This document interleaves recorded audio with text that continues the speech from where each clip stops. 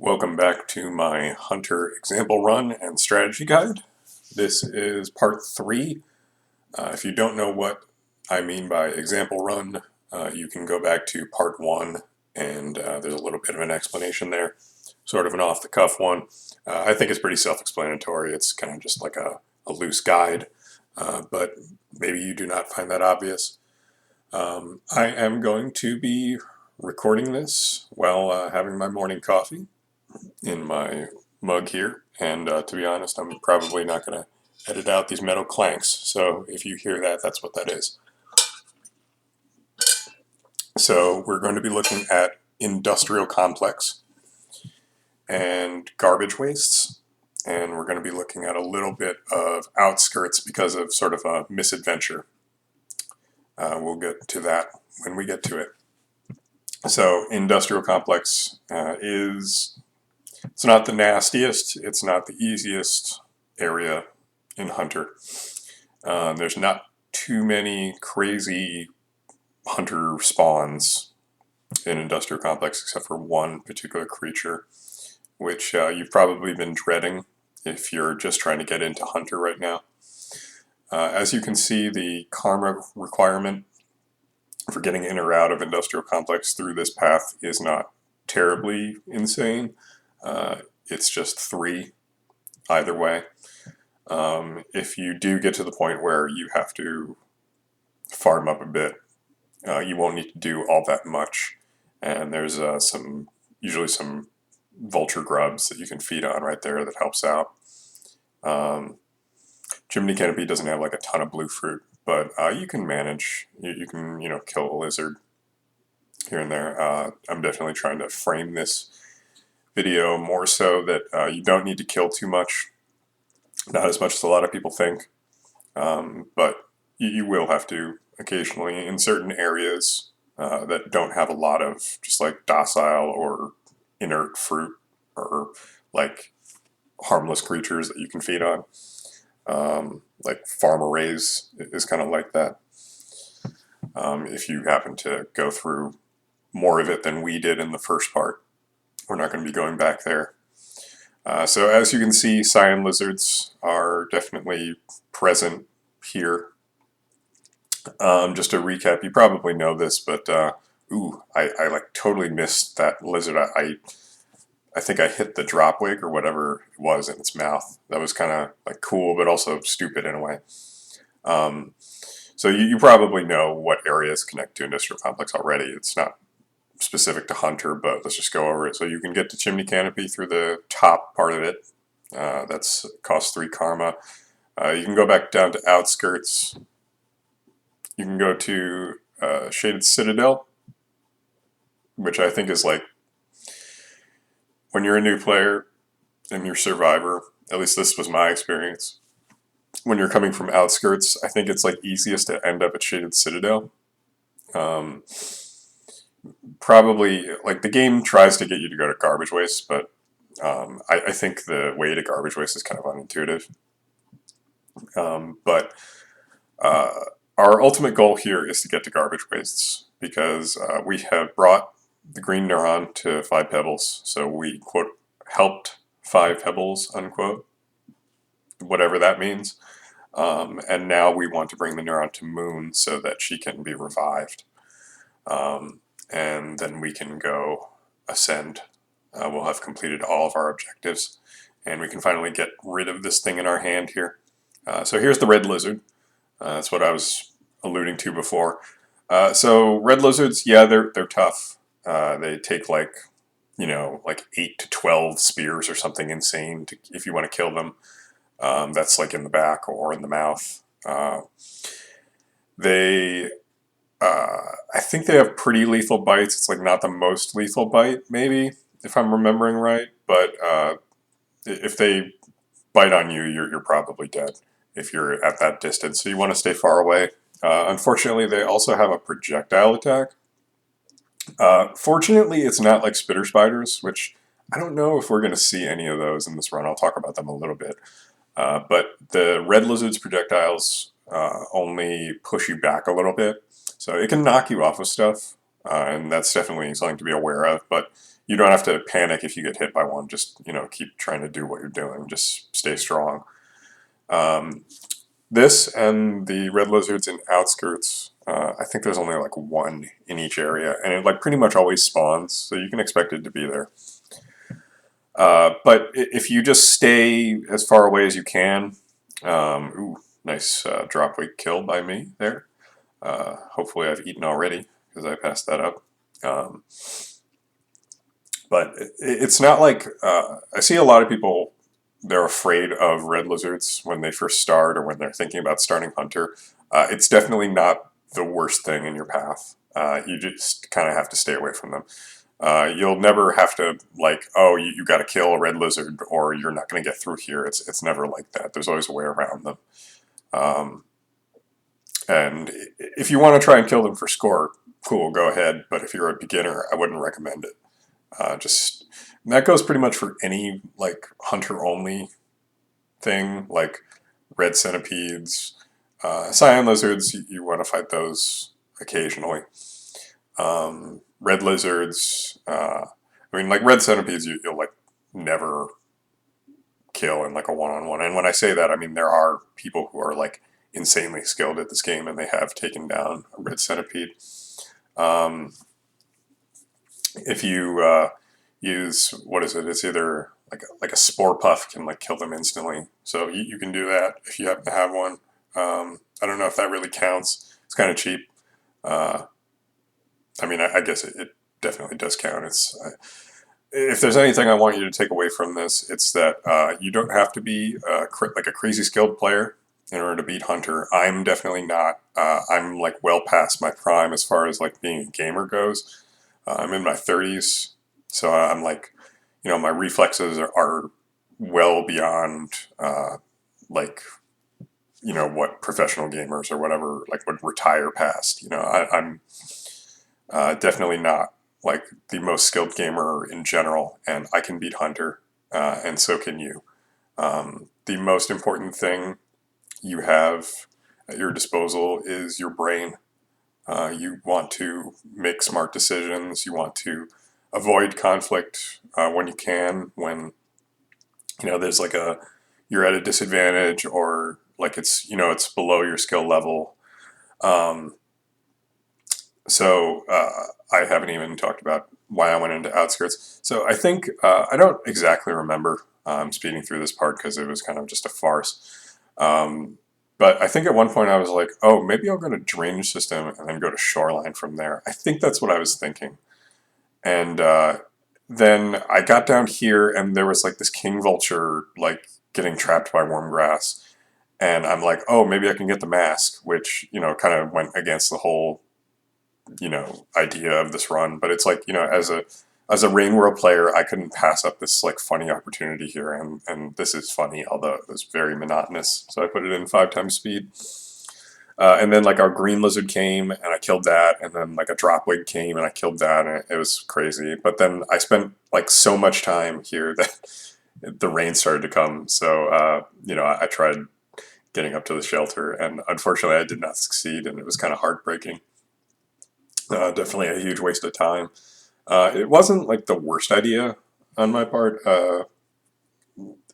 Thinking back, I definitely wouldn't have done it or wanted to do it even if I had gotten down there, because I would have had to go through some of the like swimming parts of drainage system, which when we go back there later, we're not going to be worrying about that. The route we're going to take from outskirts to drainage to subterranean doesn't require like any particularly insane swimming sections, um,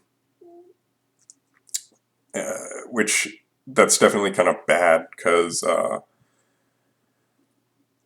in Hunter there's like no bubble grass really. There's like one place where there is some bubble grass, whereas in Monk and Survivor there's like somewhere between like 10 and 20 total in the game between like shoreline, drainage system, and like maybe one other spot.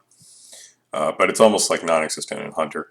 You do get like a bit more stamina when you're swimming, I believe, because Hunter is like that for pretty much everything.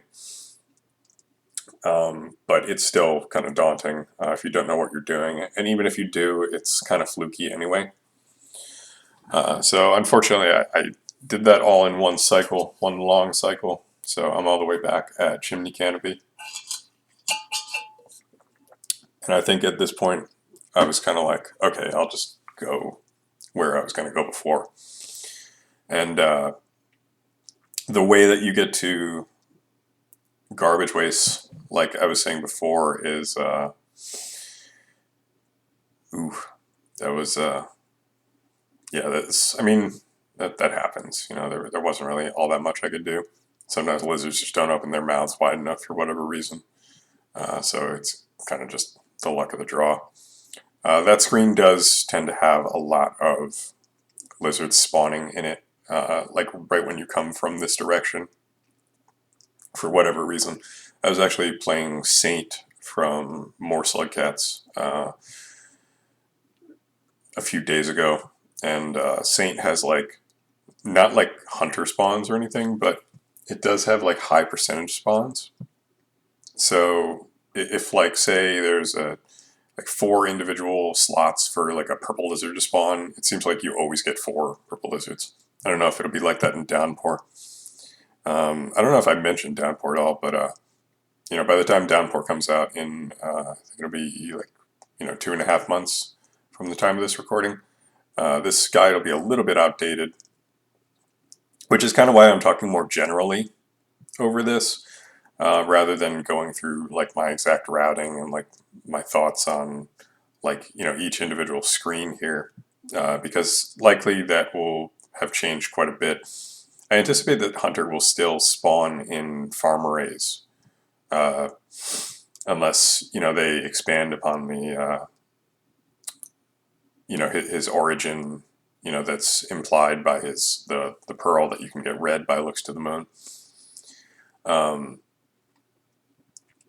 But yeah, so you, from here you would go just kind of all the way down, and you want to get to like the bottom tier of garbage wastes, and then you like sort of go like counterintuitively like up in a certain spot. You got to kind of go into like, so let's say you're coming from the outskirts side and you just like go straight down once you get into like that main, I don't know what you would call it, like a chute, or just like kind of a, it's not a pit because there's like plenty of platforms in like the upper region. I mean, we're going to see it in a second anyway after I maul this white lizard. And once you get into the underground area, there's like a lot of centipedes generally. It doesn't seem to be any worse on Hunter than it is on any other mode, which is nice. And if you go all the way right from there, you can like come back up around like the right side of where we are now, and you can like go to Shaded Citadel that way. And the nice thing about this area is like, I mean, there's cyan lizards, but like they only tend to seem to appear in like the upper regions, whereas like in the middle, it's pretty much the same as it would be on Survivor, where it's just like blues and like the occasional purples, and like there's scavs here too. Which unfortunately, as you can see, they are still hostile to me, which is not something that I would be having too much of a problem with if I had gone the outskirts route. So I don't know if I talked too much about this. There's 2 tolls when you go to outskirts from farm arrays, or like 1 toll if you take kind of a roundabout way. And what you can do is you can pick up 1 pearl on your way, and then you can barter the other pearl in your stomach. And that like pretty much gets you to where the scavengers like won't kill you most of the time. Especially then if you go, because if you go that route, then you want to deal with the scavs and like Sky Islands. And you can just kind of climb up in like the opposite direction of what we did for this run. And hopefully you won't run into too many scavs. And then you come back down, and then you go to garbage waste, and then there's more tolls. And the nice thing about toll scavs is that they'll never kill you unless you infringe upon their, you know, beliefs, or whatever you call it, rules, or you know, like protectionism, I guess you could call it. So if you're smart, you don't have to worry about that. The thing about the toll right inside outskirts, from Farm Raised though is in Vanilla Rain World there's a bug where I don't know if it's a bug, but there's a problem where if you enter the screen where the toll exists and like you don't cross their threshold, but you go back through the tunnel, it counts as a transgression. So you have to be careful to have that pearl out and ready to go, or just take it out like without leaving the screen first. And then you wait for them to wave you on. Another problem is that a lot of times, like almost always for me, but I don't know what the real percentage chance is, there'll be a vulture fighting them when you get to that screen, which sometimes like sort of works in your favor if like the vulture happens to cause enough havoc where all the scavs get killed or chased away. Although like I don't know if that like negates the transgression. But anyway, if they're fighting and you try to give them a pearl, they won't acknowledge it. I don't know if they like acknowledge it later, like once the vulture or whatever it is dead. But that's one of those things where like it's kind of a catch-22 because if you transition in and they're fighting something, it's like, well, you want to transition back because you don't want to get caught in the crossfire. But that will trigger that issue. I think the like main fix pack that you can get for this game that also fixes like sliding with a D-pad does fix that from what I remember. I don't have it installed. I don't think I had it installed when I recorded this, nor do I do right now. But I did for a while, and it's nice. Although it introduces some other things that like are arguably like not supposed to be integrated, I guess. I forget who made it, but it's overall it's a really nice thing to have. Unless you're trying to speedrun the game, in which it would probably invalidate it. Because it does things like fix it so that if a creature crawls into your shelter, like just on the like verge of it when you're trying to rest, and then it spawns in with you and it just like kills you immediately, it'll add a grace period, no matter what the creature is. So that's pretty nice. It's just kind of like a way to avoid bullshit, I suppose. But yeah, so garbage waste is like, I don't know, for the most part, it's like more or less the same on any mode. I mean, there's cyan lizards. It's not that bad. There's king vultures. But it doesn't really impact my experience all that much for some reason in garbage waste. I think it's because a lot of time the cyans and the king vultures will spawn in like the same areas, and they'll kind of have a lot of shit going on between them. I'm not sure what's going on here with this vulture. It doesn't seem like there's any creature for them to be hunting down there, so I guess he's just trying to hide from the day's travails. You know, I know the feeling. But anyway, we've embarrassed him, so now he's gone. So this is the place you have to go to get to garbage waste. You got to go like kind of in the middle transition along the like underground route. If you go too far to the right, you get back to Shaded Citadel eventually, after like a long climb. And once you get to this part here, it's like not that bad. Like, you know, vultures spawn everywhere, but you can just go through this underground path. And even if lizards are there as well, it's not too bad. There's like, you know, several different tiers that you can navigate through. See, all I have to do is, you know, wait for this green lizard to commit to one path. And then beyond there, I don't really see that many creatures in these next few rooms all that often. Even if there is a lizard or a scav here, I missed the jump here, but you know, you can just jump across these orbs that are sticking there. And then, you know, beyond like those creatures that I was talking about in garbage waste, like which is kind of on the middle tier. So there's 3 ways you can go through in garbage waste, and for the longest time, I actually like hadn't really explored all the different routes in garbage waste all that much. So there's the bottom tier, which is partially submerged, and you can get to a drainage system that way, and you can get to, I mean, you can eventually like climb back up and get to shoreline in that direction, as you can in most of the routes. And then there's an upper section where you have to like go through, one of the ways you can get to it is like a few screens in, you can go up through the scavenger merchant. You can actually just see, I just passed it right there. And you can pass through scavenger merchants, if you didn't know, without paying for anything, because it's just a store. It's not like a toll. You can just go right there. And I've never been attacked by a merchant. I think the only way you can do that, you can get that to happen, is by stealing. And then once you get to the other side of that merchant, you're like along like the upper strata, which is like, you know, open to vultures, and doesn't have that many lizards. The problem is if you don't know where you're going, you can make your way to like a scav toll, which leads like pretty much nowhere. So you can kind of get trapped in there if you don't know that. But you can just you can go down from there, and I think you can get to like anywhere else in garbage waste from there. But what we're gonna do here is go through the middle path, which I think is like the most common path probably.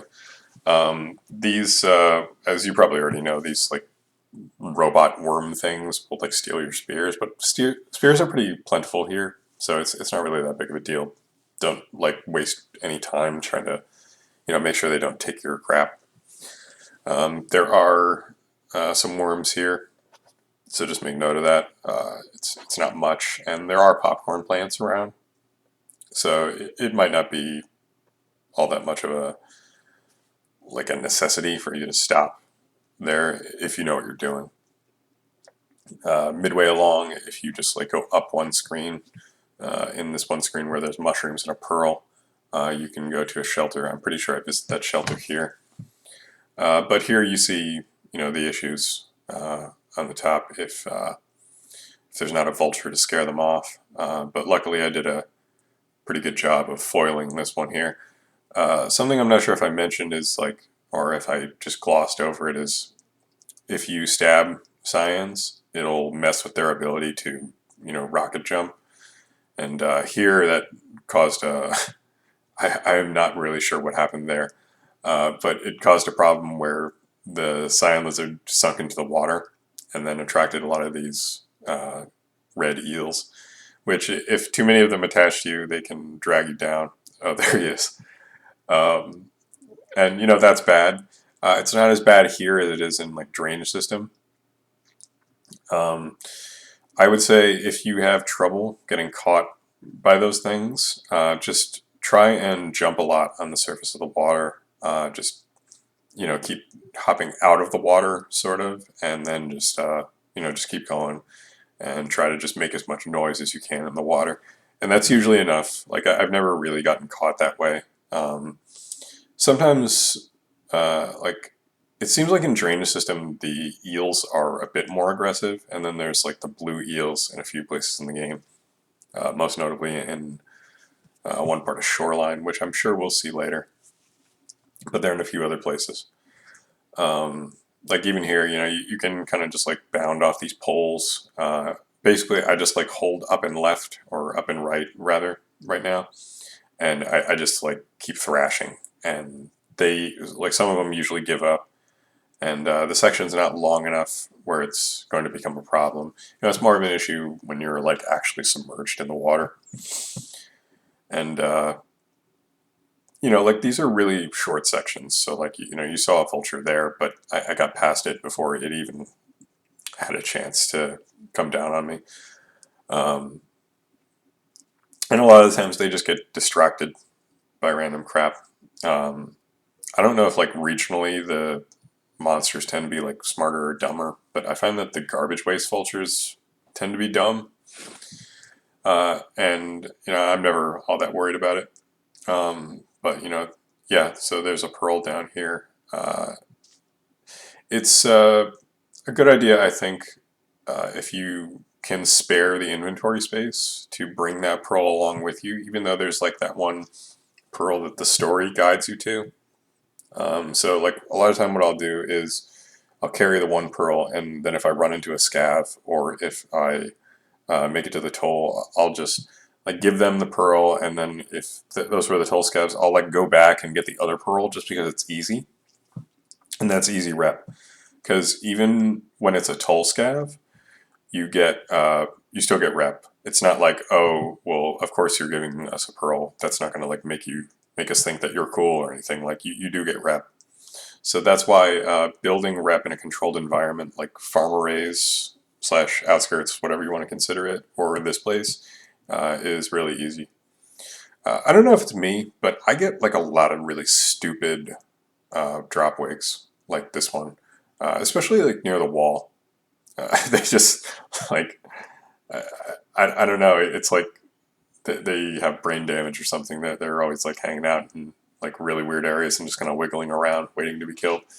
Um, I don't know if I really went at length about drop wigs. Um, I will in a moment. I think this is where I messed up.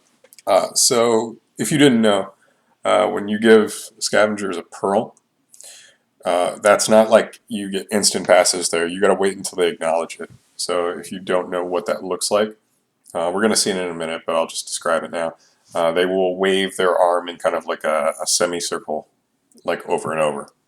It's like they're waving you along. So you got to wait for that. If they never give you that, it means that like it either bugged out and they just like didn't realize that you're trying to cross their toll, or it could mean that you have like really low reputation and they have increased their costs. It could mean that probably won't happen unless you're like a savage who just attacks every scav that you see, which is definitely a way you can play. You get points for everything in Hunter, like scavs, even like relatively harmless creatures. I think like Squid Kata, you still get points. So that's like an easy way to get points. Scavengers are not an easy way to get points because if you try and take advantage of that too much, they will just start hunting you mercilessly. And that's the same as with like the noodle flies. It's just kind of not worth the trouble, in my opinion. If you're very, very skilled, then it's probably something you can do. But if you're very skilled, then you probably don't need this guide, as I have said before. So what was I about to talk about? We will hold the phone on that. So yeah, I would recommend. Ooh, I don't remember that happening. Um, yeah, that's kind of the unfortunate thing about having to pause at all when there's a king vulture on the loose. Is you're pretty much a sitting duck, and that's unlucky, but it's not the worst thing that could have happened. I would recommend resting in that middle shelter, especially because there's like a popcorn plant near it. Scavs do seem to rove there a lot, and those are like the nomad scavs. So if you have negative rep still, they will probably try to kill you. So you're gonna have to watch out for that. But you can get to like the upper regions of garbage waste from that screen. You just have to throw a spear on like the wall in the upper middle part of it, and then you can reach beyond there, and there's a transition up there. So you can do that if you want, but if you're going the way that we're going, there's really no point in going up there. You probably just want to keep going to the right. And all in all, garbage waste is like a pretty short way to get to shoreline. The other thing you can do is, which I've done before, is you can go from Industrial Complex to Shade Citadel. And the nice thing about that is when you get to shoreline, you are pretty much right at looks to the moon. So it's kind of like you avoid all the dumb crap that we're going to see with shoreline here. Shoreline's not that bad, all things considered. It's like not all that different in Hunter. And the same is true actually of Shade Citadel. It's like really Like there's no cyan lizards. There's like spitter spiders in some places, but they don't always spawn. And otherwise, it's like kind of the same. So if you're comfortable with Shaded Citadel and you don't like what you see here in Garbage Waste, you can go that way. It's perfectly fine. The only thing is you got to know where to look for a lantern, or you just have to kind of like know the area. Which is going to be a... Oh man, that sucked. I don't remember getting killed by king vulture so much in this. I remember like rage quitting at one point. I think it was when I first entered and I was talking over it. But that was like before I got to this point here. I don't usually have this much trouble in Garbage Waste, so don't let that deter you. It's kind of a chaotic area, but as long as you go quickly and confidently through these short screens, the monsters won't have much time to react, and that's not so bad. But like, there's a certain way that you can go through Shaded Citadel coming from Industrial. The only downside is if you're going on low karma, it can be hard to get through at least one of the gates, I believe. Off the top of my head, I think one way is like 5 karma to get in or out. So the game is definitely telling you, like on any mode, not to go in a certain direction through Shaded Citadel if you can help it. But if you do happen to have high karma, then it's a pretty painless way to get to Shoreline if you're going there. Okay, I had to stop recording for a second, so I went back and figured out what it is I was going to talk about. And fittingly, there's a dropwig right here. I was going to talk about dropwigs. So I think I mentioned in a previous segment that dropwigs are not exclusive to Hunter, but you're going to see a lot more of them. I've gone entire Survivor runs without seeing a single dropwig. I don't think they spawn in Monk at all, if that's all that you've played.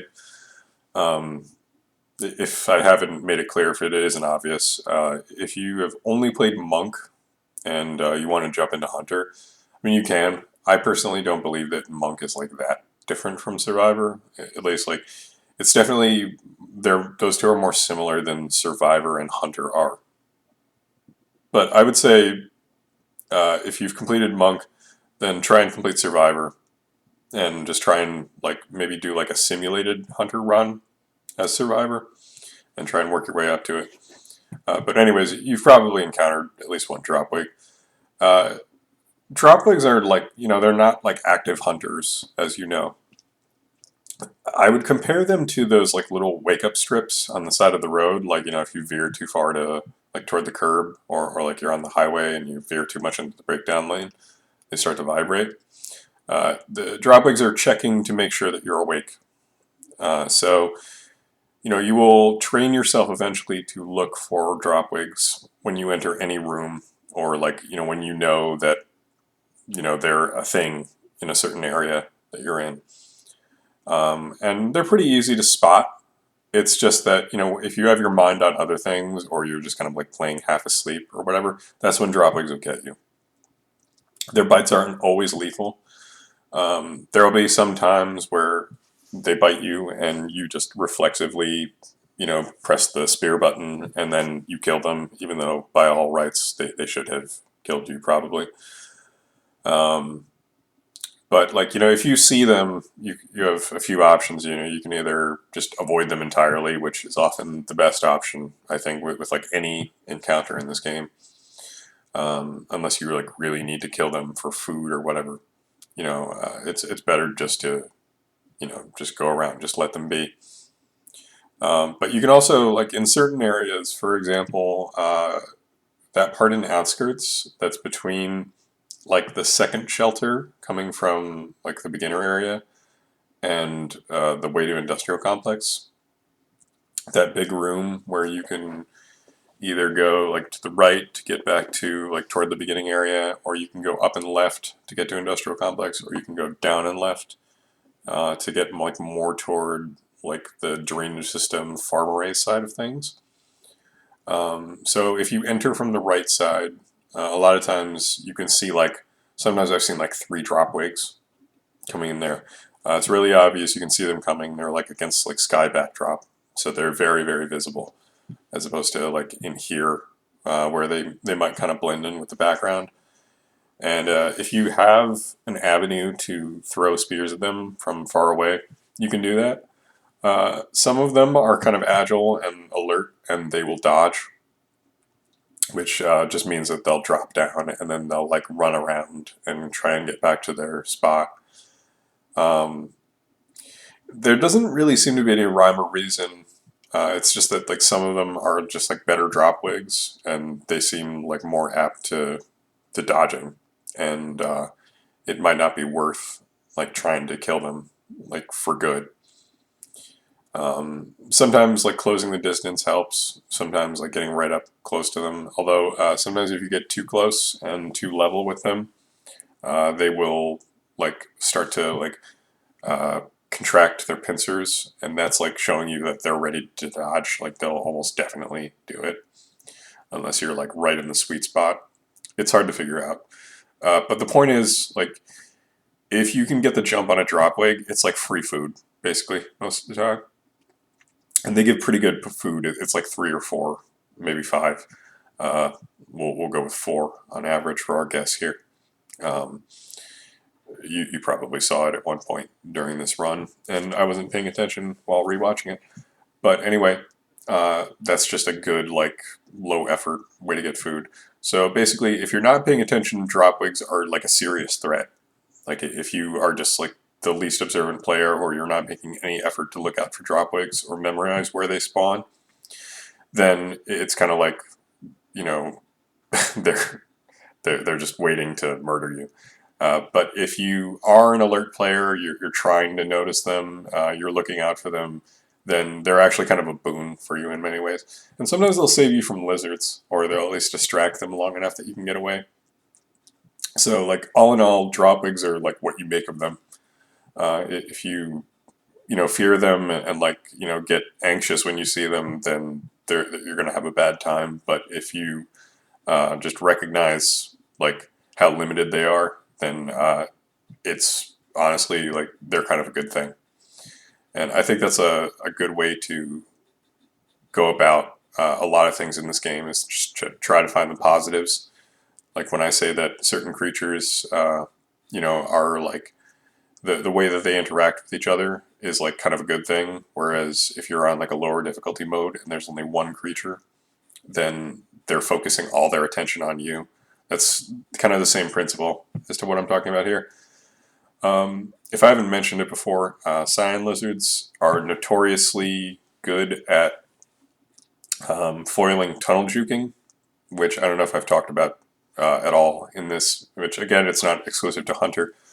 But you've probably seen me do this several times throughout this run, is when you go into an area and you see like a lizard coming right for you, or you want to like grab their attention, and then you go through a tunnel and then you wait for the colors to appear on the transition, indicating to you that they are thinking about or are actively going through the transition, and then you juke right back through the tunnel to avoid them, and then they're all confused and they don't pursue you, and then you can just keep going because monsters can't actually attack you in tunnels. So let's watch here just for a moment just to see this done correctly. So right now he's making this motion like he's still kind of mad. So I had to go back and get another pearl. I don't know if I had like waited longer, if they would have started waving me through. But I think I was just dead set on going back and grabbing this other pearl just for the free rep. So definitely that's something you should do. But anyway, with tunnel juking, my entire point was cyan lizards are notorious for being too smart for that. So if you do it enough and you do it skillfully enough, you can fool them sometimes. But it's better to have like a backup plan rather than relying on that necessarily. And also, a lot of times cyans replace yellow lizards, which are, as you know, the pack lizards. See there, he's waving me along. It was very obvious once you know what you're looking for. And I knew that going into this. I just was being stupid before being impatient. But as I was saying, cyan lizards often replace yellow lizards, and they do seem to have like a little bit of that pack mentality almost. I'm almost certain that that's not the case, but it just so happens that a lot of the places where cyans spawn, they seem to spawn in pairs. Like you saw that in Sky Islands when we were there. We were going into that one zone where